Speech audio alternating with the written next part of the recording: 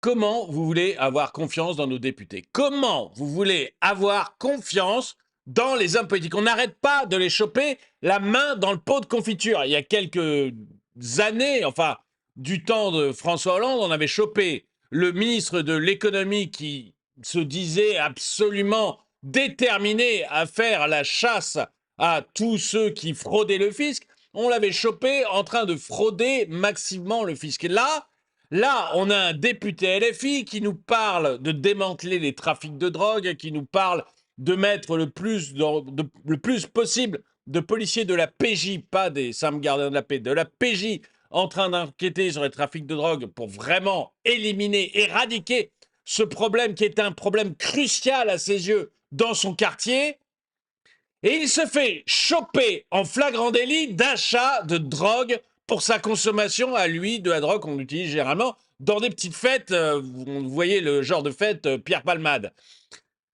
On ne peut pas leur avoir confiance en eux, quoi qu'ils disent, on a l'impression qu'ils nous mentent.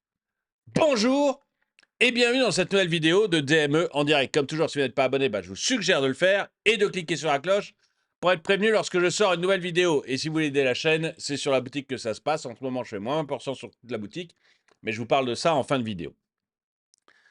Quand j'ai appris ça, quand j'ai vu ça ce matin, j'ai été choqué. Je me suis dit, mais vraiment, mais comment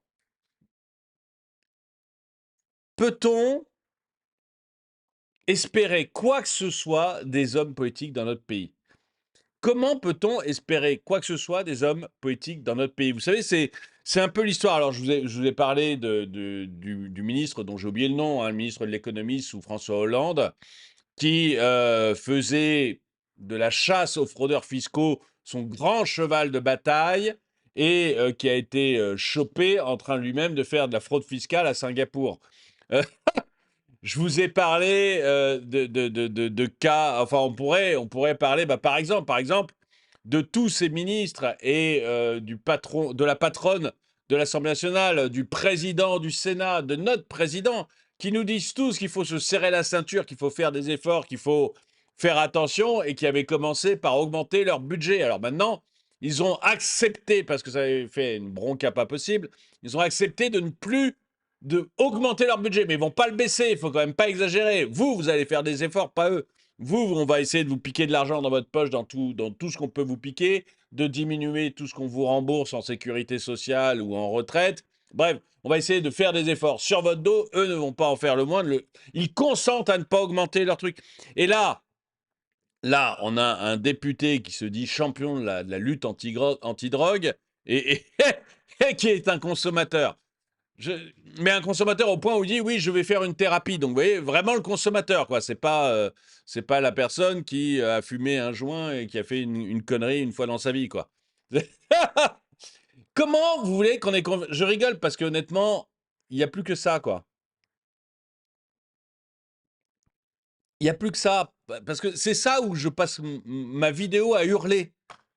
On- Comment vous voulez avoir confiance dans ces gens-là? Ils passent leur temps à nous mentir, à nous dire des choses qu'ils ne pensent pas, le nombre de fois, je sais pas, enfin, vous regardez de temps en temps la presse mainstream ou des chaînes de télé d'information continue, le nombre de fois où vous entendez des chroniqueurs ou alors des présentateurs vous dire en off, je parle surtout d'émissions, vous savez, où il y a plusieurs chroniqueurs, etc.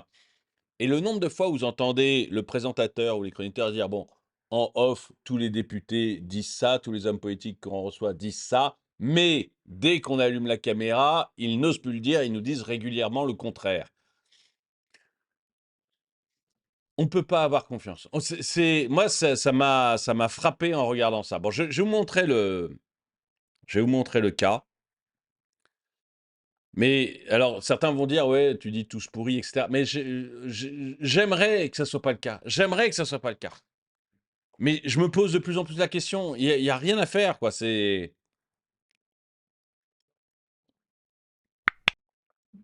Regardez, le centre. Les députés du centre ont été élus à la députation, là, sur on n'augmentera pas les impôts, on n'augmentera pas les taxes. celui qui a fait le plus de propositions sur, enfin le plus, j'exagère, mais l'un de ceux qui ont fait le plus de propositions sur augmenter des taxes par-ci, augmenter des taxes par-là, au, au prétexte de la justice la semaine dernière, bah, c'est un gars du centre. J'en ai parlé, hein, donc j'ai plus son nom en tête, parce que voilà, mais c'est un gars qui a été élu sur une liste centriste, où précisément dans les engagements de campagne, c'était l'inverse qu'il proposait. Qu'est-ce que vous voulez faire? Michel Barnier, il est LR, si je ne me trompe pas. Les LR n'ont pas parlé une seconde d'augmenter les impôts. Eh bien, dans la loi, regardez, là, autant le NFP a parlé d'augmenter les impôts plein pot. Donc, je peux comprendre des députés NFP qui fassent des propositions, même ridicules et totalement stupides, d'augmentation d'impôts, mais c'était sur leur programme. Mais LR n'a pas dit une seconde, on va augmenter les impôts, pas une. Bah, regardez Michel Barnier. C'est même sans les couillonneries des députés la semaine dernière, qui heureusement ont été annulées, mais même sans ces couillonneries, regardez le projet de Michel Barnier, c'est que des augmentations d'impôts. Il y a, quoi, 3 semaines, même pas 3 semaines, il nous disait 2 tiers de baisse de dépenses, 1 tiers d'augmentation. Et puis on s'aperçoit que finalement, c'est moitié-moitié maintenant. En fait, ces gens mentent sans arrêt. Soit par omission, soit en le sachant, mais sans arrêt. Comment vous voulez leur faire confiance? Bon, alors je suis un peu sorti de mon truc, mais je vais vous faire écouter ce député. Donc, c'est le député LFI, Andy Kerbrat, qui a été donc interpellé pour usage de stupéfiants, et il est le chantre de la lutte contre la drogue et explique sa méthode pour démanteler les réseaux. Est-ce que ça veut dire que la France insoumise décide publiquement, ouvertement, de ne pas s'emparer de ces thématiques-là, de cette thématique de la sécurité? Je pense que vous ne connaissez pas mes positionnements et les sujets que j'ai pu porter sur la deuxième circonscription, sur par exemple les plaques tournantes qu'ils peuvent avoir sur les quartiers Malakoff ou Bautière, qui sont les zones de ma circonscription. Sur le fait que, comme peuvent le dire certains habitants, ils ont peur pour leurs enfants pour 2 raisons. Soit de tomber sur la BAC qui a des comportements racistes, soit de tomber sur un règlement de compte entre dealers qui peut menacer d'un coup de balle. Bon, déjà, honnêtement, comparer la BAC et les dealers, c'est n'importe quoi, quoi. Les remettre dos à dos, c'est vraiment un procédé LFI, c'est n'importe quoi, hein. La police, c'est pas les dealers. La police, c'est pas les criminels. Je suis désolé, c'est pas du tout la même chose. Peut menacer d'un coup de balle leur enfant.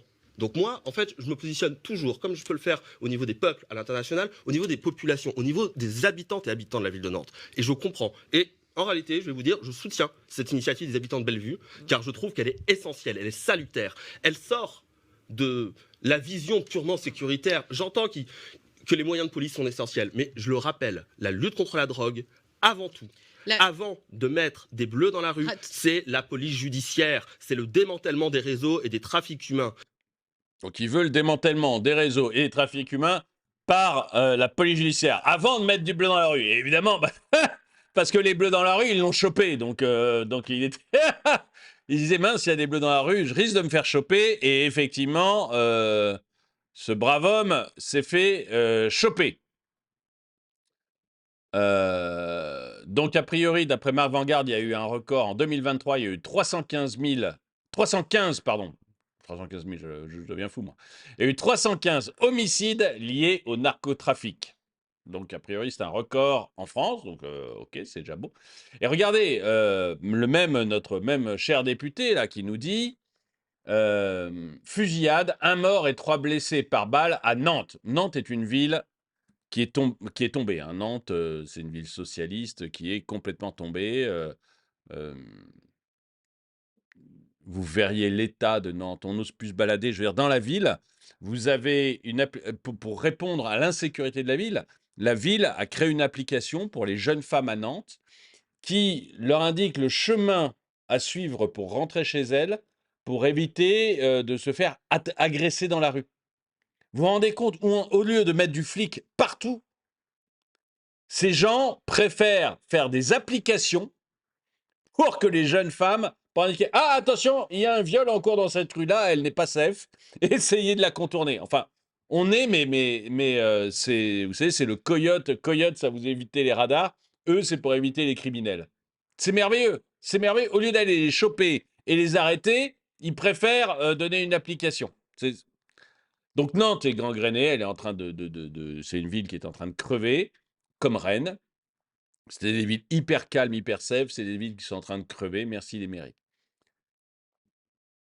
Donc toutes ces pensées vont aux victimes et à leurs proches. Gérard Lamatin, pour lutter contre le cartel des drogues, il faut donner les moyens à la PJ, pas seulement envoyer des CRS. Il faut les deux. Il faut du bleu. Hein. D'ailleurs, c'est du bleu qui t'a arrêté, Andy Kerbrat. Hein, parce que le moyen le plus efficace pour éviter ce genre de criminels, c'est aussi de stopper la consommation. Tu vois, tu consommerais pas, Andy, eh ben, il y aurait probablement moins de criminels.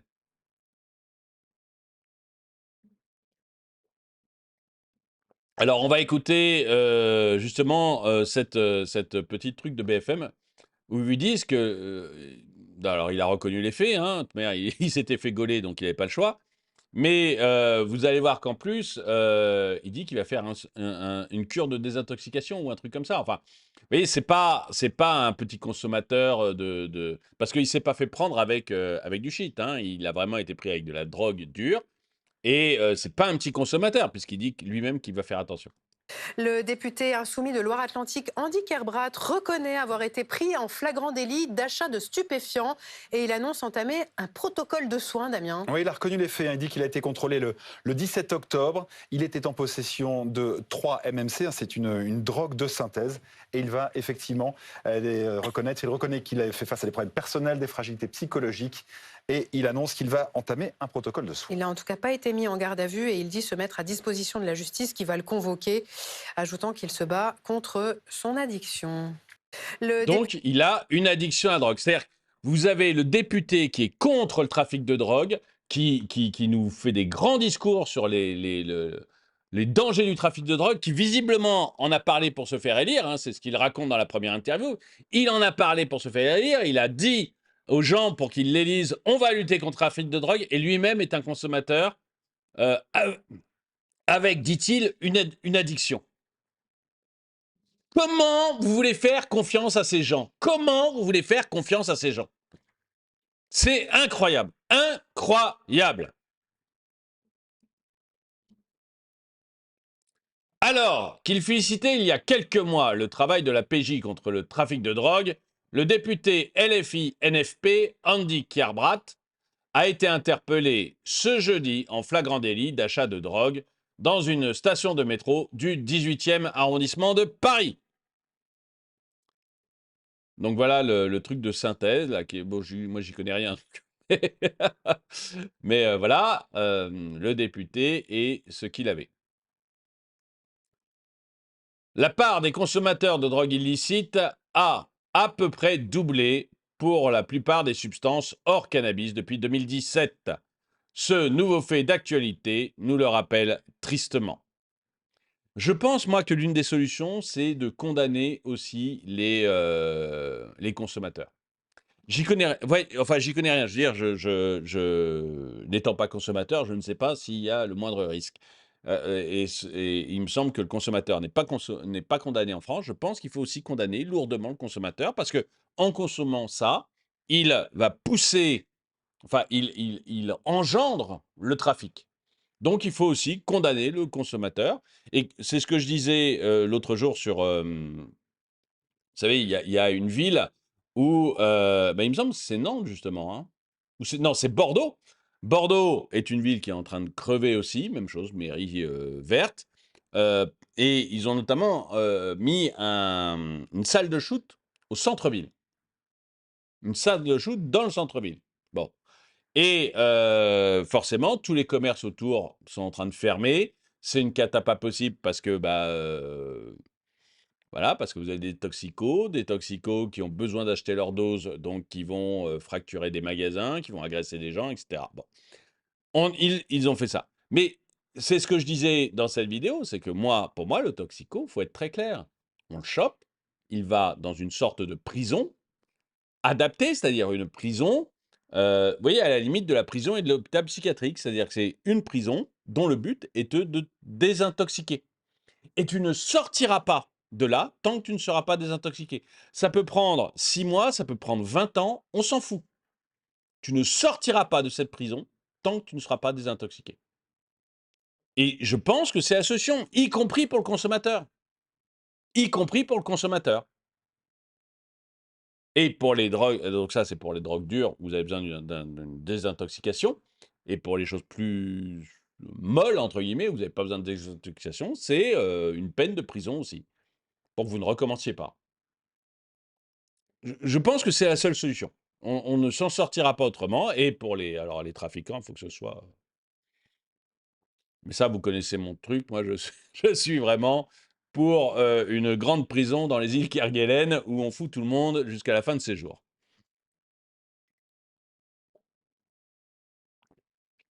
Comment t'es député et t'achètes ta drogue dans le métro comme un crackhead de Porte de la Chapelle. Exactement. Je suis d'accord avec Ryan. Les militants RN qui vont en fait en faire leur fonds de commerce alors que Le Pen est en ce moment même en procès gigantesque. Le RN condamné il y a 4 mois à peine, des candidats députés condamnés pour prise d'otages. D'otages?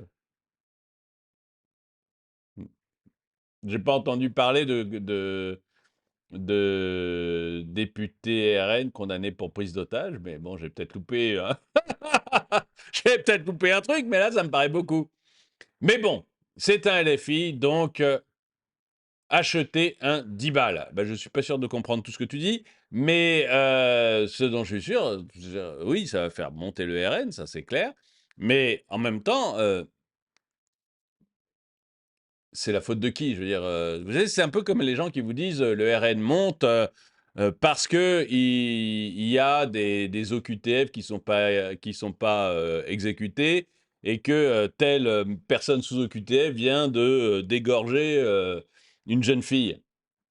C'est pas la faute du RN, c'est juste que les autres partis, enfin ceux qui sont au pouvoir en tout cas, n'ont pas fait ce qu'il faut pour régler le problème de l'OQTF. C'est tout. Si vous réglez le problème de l'OQTF, le RN redescend à toute vitesse. C'est pas, voilà, là, le problème de la drogue au LFI, c'est pas, je veux dire, le RN n'y est pour rien. Si ça fait monter le RN, c'est aussi parce que vous avez un député LFI qui est complètement à côté de la plaque, qui vous promet qu'il va baisser, et qui fait des tours de bras pour dire je vais éliminer le problème de la drogue, et qui lui-même est un consommateur, mais non seulement un consommateur, mais qui a un problème d'addiction. D'après ce qu'il dit, moi, mais lui-même dit qu'il a un problème d'addiction, donc voilà, hein. Que des racailles, les LFI. Ça, c'est malheureusement un peu vrai, j'ai l'impression, hein. Mais qui est assez cassos pour acheter de la drogue dans le métro. En plus, ils livrent tous à Paris. Alors ça, je ne sais pas s'il y a des livreurs à Paris, je ne connais pas.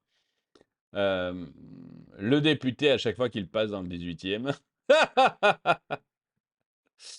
Ah, c'est Boyard qui lui a vendu. Bah oui, oui, c'est une vraie question. Parce que Louis Boyard, vous savez, a été un revendeur, si j'ai bien compris, pendant une longue période.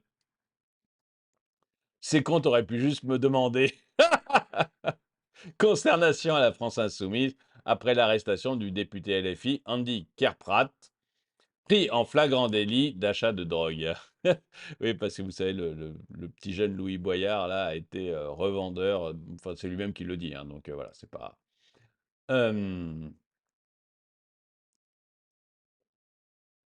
Une autre élection législative partielle, c'est l'automne, les députés LFI tombent les uns après les autres. Non,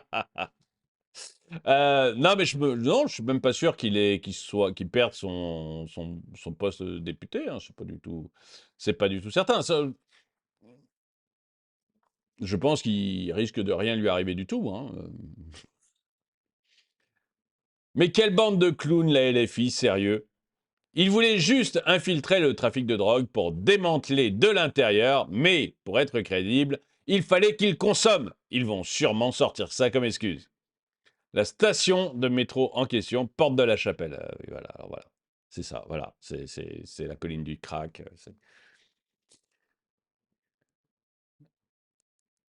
On savait déjà que l'argent de nos impôts était mal utilisé. Mais de là à financer des fixes des députés France Insoumise dans le métro parisien, c'est un tout autre niveau de n'importe quoi.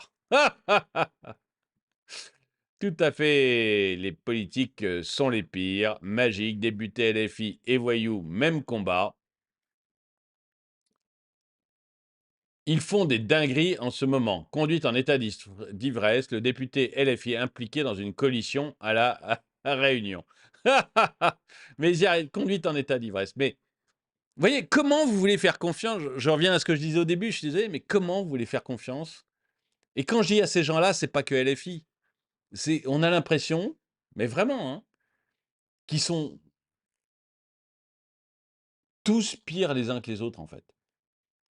Voilà, on n'attend pas qu'un député fasse une conduite en état d'ivresse, quoi. On attend un minimum de tenue de la part de nos députés. Enfin, alors je parle même pas d'acheter du crack, là. Là, c'est merveilleux. Vous vous rappelez, on a eu un ministre aussi éphémère, je crois, qui est resté 10 jours, parce qu'il remplaçait pas c'était sous Hollande aussi. Il remplaçait pas ses déclarations d'impôts depuis 10 ans. Et le gars est resté 10 jours. Et qu'est-ce qu'il nous avait? Une phobie administrative. Il nous a dit qu'il avait une phobie administrative. Mais même chose, voilà, un ministre qui ne remplissait pas de déclaration d'impôt depuis plus de 10 ans. Enfin, tu dis, mais ces gens sont fous, quoi. Euh, Ce serait un peu l'asile d'Arkham ici, je suis d'accord. Ça devient l'asile d'Arkham leur partie. Attends, je vais voir ça. Mais je suis assez d'accord, hein, c'est incroyable. T'es mal baisé, je peux m'occuper de toi. Oh la vache! Ou encore un coup de langue gourmande sur un petit bouton rose. Ah ouais! Bruno Leleu, ancien responsable du RN dans l'Aveyron, a été condamné à 8 mois de prison avec sursis pour harcèlement moral et sexuel sur son ancienne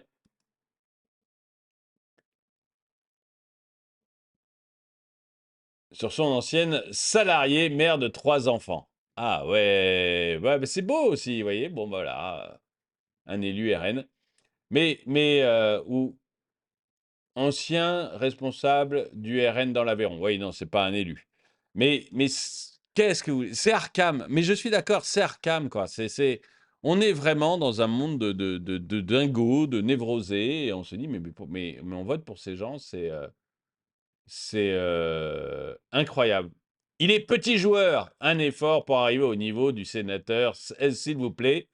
Il vous donne l'exemple. Sénateur en garde à vue, les analyses de sang, amphétamine, opiacés, amphétamine, opiacés, cannabis, cocaïne, méthadone et MDMA. Je ne sais même pas ce que c'est, mais c'est incroyable. Mais c'est incroyable.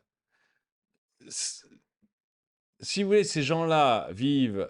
Après, vous voyez, quand il y a eu, par exemple, un truc chez Palmade, vous savez, on a toujours dit il y avait un ministre avec lui. Je ne sais pas si c'est vrai, c'est peut-être juste une rumeur, faut pas exagérer, mais je dirais dans un monde normal, vous direz non, mais c'est pas possible. C'est pas possible. Un ministre ne participe pas à ce genre de choses. Mais dans notre monde, en France, vous vous dites, mais ouais, c'est tout à fait plausible. Beaucoup de gens ont cru qu'il y avait un ministre, effectivement, dans la soirée spéciale qu'avait organisée Pierre Palmade. Et on a même cité des premiers ministres, on a cité, enfin bon, différents ministres. Mais on peut y croire. Ce qui est terrible, c'est que de nos jours, vu le niveau de la politique en France actuellement, on peut y croire. On peut tout à fait y croire. Écoutez, je ne sais pas ce que vous en pensez. Est-ce que vous pensez que non, ce sont des cas isolés, tous ces cas-là, d'hommes politiques, et que globalement, la politique se passe bien, enfin du moins, elle se passe pas bien, mais vous voyez, avec des gens d'honneur et en qui on peut avoir confiance, ou est-ce que vous commencez à croire, comme moi, je commence à le croire, tous pourris, quoi. Il y en a pas un pour racheter l'autre. Il y en a pas un pour racheter l'autre. C'est une catastrophe. Ils vous racontent n'importe quoi, mais n'importe quoi, sans arrêt, du genre, je combats le trafic de drogue, mais en fait, je suis un gros consommateur. Et encore une fois, il a une addiction. Il dit qu'il a une addiction, donc pour moi, c'est un gros consommateur. Donc je combats le trafic de drogue, mais je suis un gros consommateur. Je combats les fraudeurs fiscaux, mais je suis moi-même un énorme fraudeur fiscal. Je n'augmenterai pas, votez pour moi, je n'augmenterai pas les impôts, et un mois après le vote, bah, j'augmente les impôts massivement. Quel est le... Je ne sais plus par quel bout les prendre, donc est-ce que tous pourris ou pas? Voilà, dites-moi ce que vous en pensez dans les commentaires. Tous pourris ou pas? Quoi qu'il en soit, quelle que soit votre réponse à cette question qui me taraude, merci d'avoir regardé la vidéo. Si vous voulez aider la chaîne, eh ben, c'est sur la boutique que ça se passe. Donc, dans la description, là, j'ai mis un lien vers la boutique. Sinon, bah, sur la chaîne YouTube, vous avez l'onglet boutique. Et vous allez trouver bah, des polos comme celui-là. Vous allez trouver des mugs comme celui-là. Je me suis un peu énervé. Vous allez trouver des gourdes. Vous allez trouver des gourdes avec une paille pour que ce soit facile si vous faites du sport. Vous allez trouver des thermos, vous allez trouver des sweats, en ce moment il fait un peu froid, des sweats, des pulls, des sweats même à capuche. Vous allez trouver beaucoup de vêtements différents, hommes, femmes, enfants, bébés.